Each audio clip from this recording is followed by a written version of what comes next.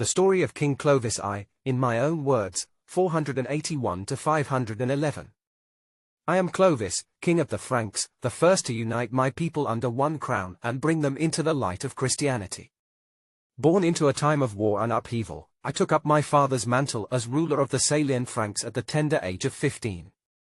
It was the year 481, and the Roman Empire, once mighty and vast, had crumbled in the west.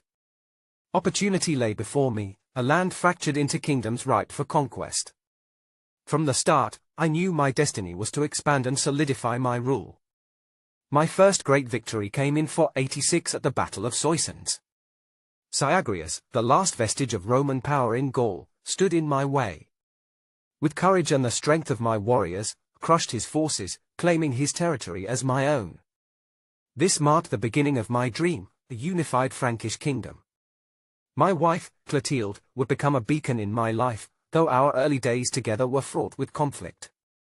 She was a Christian, devout and steadfast, and I, a pagan, worshipped the gods of my ancestors.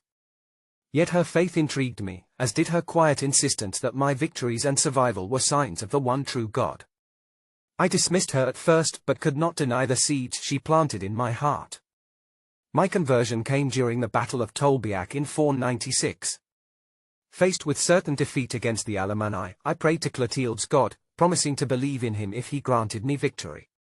The tide turned, and I triumphed. True to my word, I sought baptism, and on Christmas Day, I entered the waters of faith in Reims. This act was more than personal, it aligned my rule with the Gallo-Roman population and the Christian Church, giving me both divine legitimacy and powerful allies. My kingdom continued to grow. The Visigoths, heretics in the eyes of the Church, were a formidable foe. In 507, at the Battle of Vui, I faced their king, Alaric II. It was a fierce clash, but my army prevailed. This victory added Aquitaine to my lands and further cemented my place as the most powerful ruler in Gaul. But conquest is not all that defines a king. I sought to bring order and unity to my people. I codified laws, blending Roman traditions with Frankish customs, creating the Salic law. It ensured justice and established a sense of identity among my diverse subjects. My efforts laid the foundations for what would become the Kingdom of France. As I look back, I see a life filled with trials, victories, and transformation. My reign ended in 511, but my legacy endured. Through faith and strength, I unified the Franks and forged a path for a nation that would rise to greatness.